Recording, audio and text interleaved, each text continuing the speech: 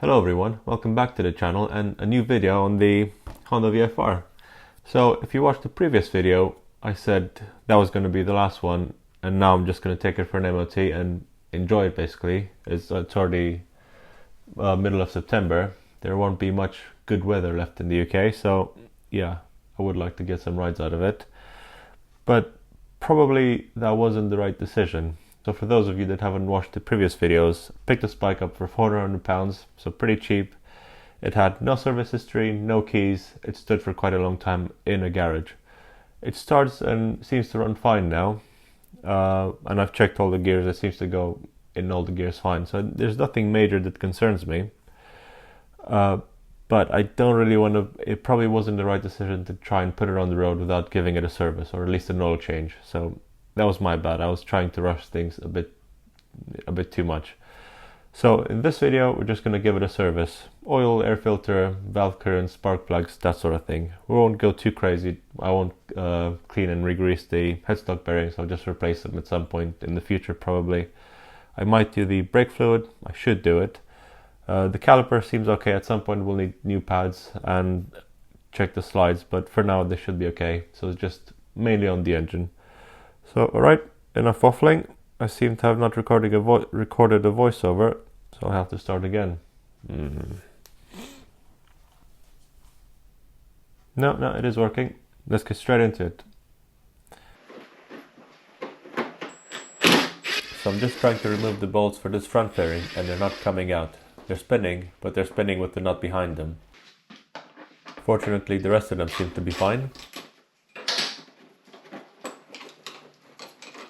So I have to somehow pull off both side fairings and the front bit together, as they're not coming apart. I thought that bit is just too much to bear, so I've cut it out of the video. And that's it, the plastics are finally off. I had some trouble with a couple of the bolts, so I had to use a special tool for it. I'll just try and get the fuel tank off tonight, and that's it. I'll be back in the morning.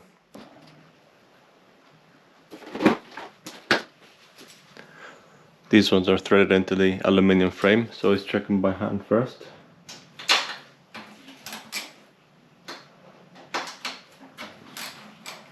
Then I can go ahead and use a driver to speed things up.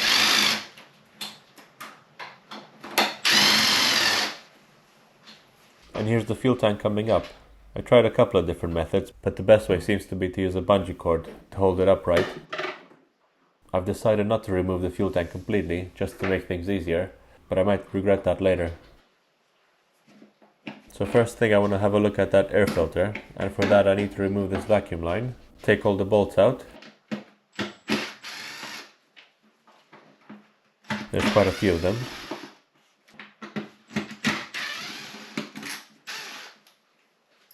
And then the whole lid comes off. Not terrible, but has definitely seen better days. Next thing, I'm going to try and remove the airbox completely, but some of the bolts are a bit stuck.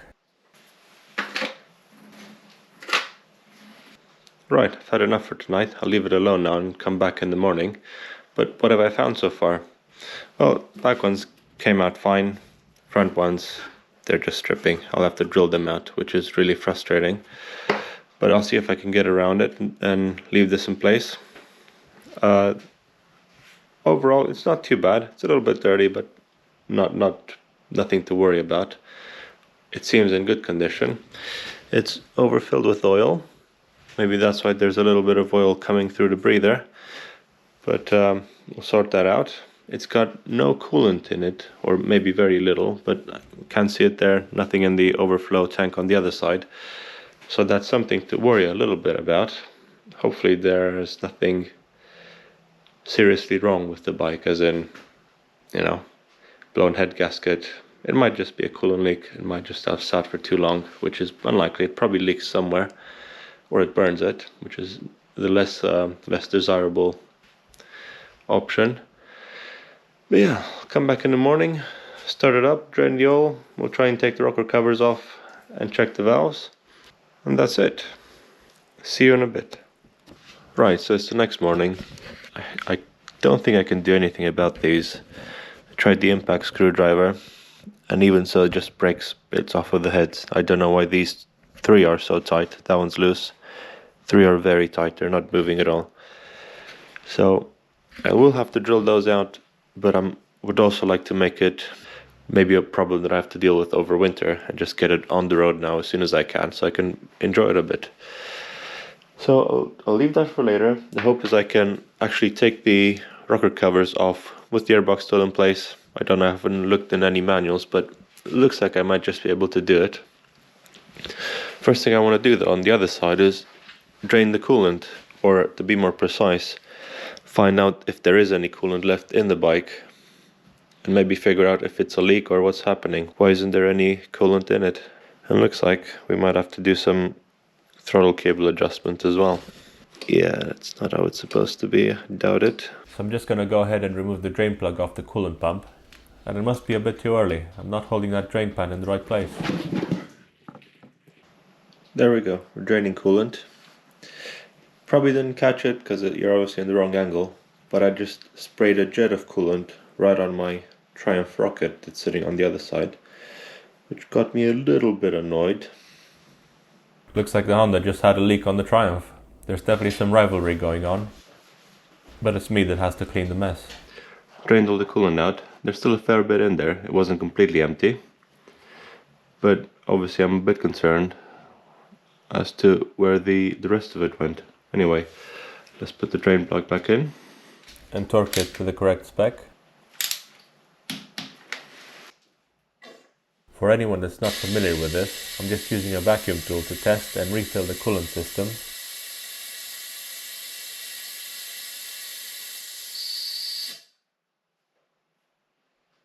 So I've been here for a couple of minutes now and it's not losing any vacuum, so apparently there aren't any leaks. I'm not sure yet whether I should be happy about that or concerned. Is it a blown head gasket? Is it something else? Is the engine burning it? Don't know yet, but apparently there aren't any leaks. So now I just have to fill this. In order to fill it, it's just distilled water. I'm going to fill it with distilled water, drain it again later once I'm happy it's not leaking or burning anything, and fill it with the proper coolant.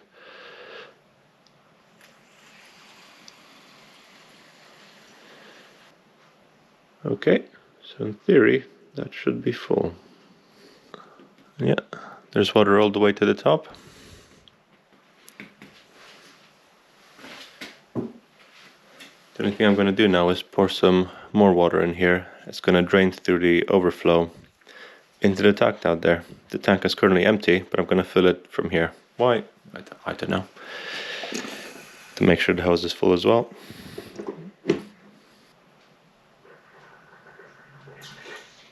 And it seems to make funny noises.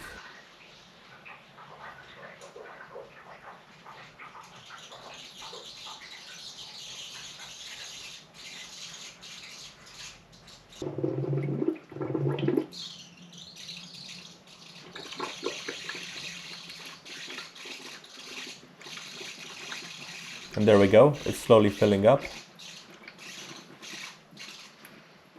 And it's at the right level now. We'll see if it drops over time. Right, so I decided to stop this video here so it's not too long, but there'll be a few videos on the Honda service. As you can see, there's a rocket behind me, and that's waiting for some work in a different video. It's already December, so it's a couple of months since I've started that, too, maybe more actually.